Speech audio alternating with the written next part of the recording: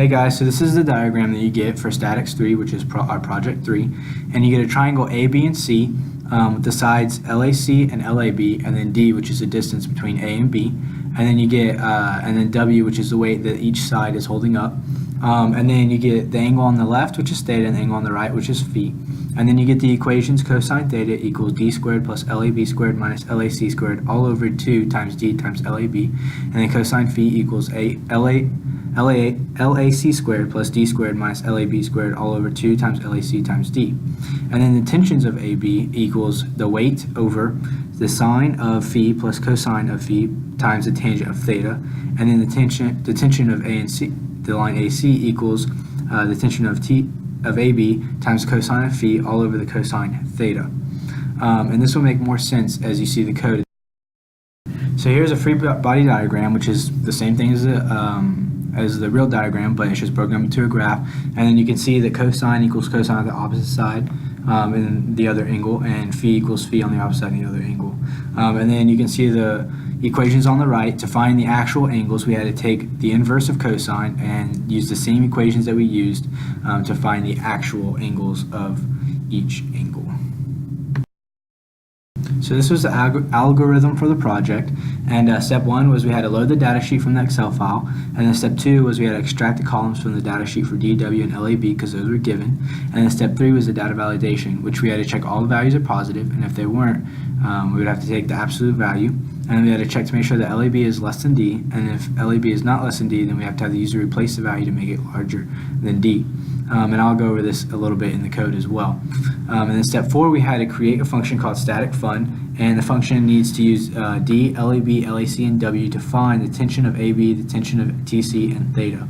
And then we had to create a for loop that uses the function to find all the possible LAC values, and then we had to determine the max LAC from that.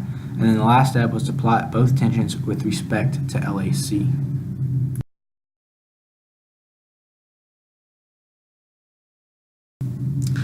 So in order to actually solve the problem, we filled out a worksheet algorithm, and the summary is we have to solve for angle theta and tensions AB and AC.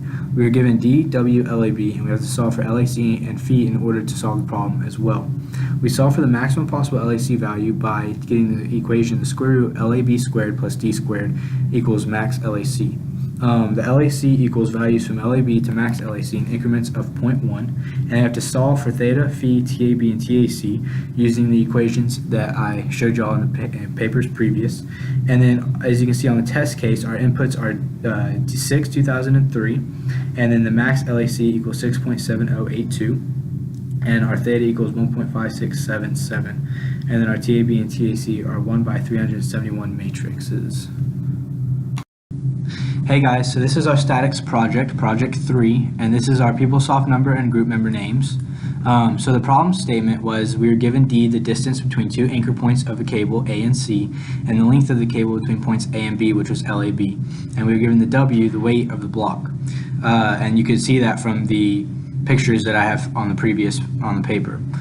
So we had to solve for the length of the cable between points B and C, which was LAC, and we had to create a function that will solve for the angle theta and the tensions on the cable between both lines, which was A and B and points B and C. And then we had to plot the tensions with respect to LAC. So these are our housekeeping commands, and our first task was what we had to do on paper, which I showed you previously. And then our task 2 was we had to load the data in from a Excel file, which is right here, and these have our test case values. And then we made D equal to the first column, and W was equal to the second column, and LAB was equal to the third column. Unfortunately, we could not get this to run correctly with our loop, so I had to hard code the values right here, and so these just overrode these values right here. And so our data validations are that if W, the weight, was less than 0, then we gave this warning and that it must be positive, because you can't have a negative weight. And then if LAB was less than 0, we gave this warning and said the value must be positive because you can't have a length of the line, the LAB, from point A to point B, that cannot be less than 0. So we had that changed to the absolute value of the negative number, so it would be positive. And then our last data validation, which didn't work which was another limitation to our video because that was hard-coded, so it didn't really apply. because it wasn't checking multiple values. But it said while LAB is greater than D, then it gave this warning because the value of LAB must be less than D, since D is the hypotenuse and LAB cannot be greater than D, because D has to be the longest side of the triangle. So we had the user input a new value for LAB. So for task 3, we had to do the function creation. So we created the function static fun, and we have been given D, LAB, and W, and we calculate for LAC, and then we had in the script, and then we had to find theta, TAB, and TAC. So these were the equations that we used, and I showed you how we derived those in the papers previously. And so when you go back into the script, we call for it right here, and this loop doesn't work for the LAC because I had to hard code the code, and so I had to hard code it because it was only taking the first value and not each individual one of the array. So that was a limitation of our script, and so you'd have to go back and put in your values right here, and it can only do one at a time. And so for task 4, we had to determine the max LAC, which we put right here, and when you run it, you actually get the correct max LAC, so this equation is correct.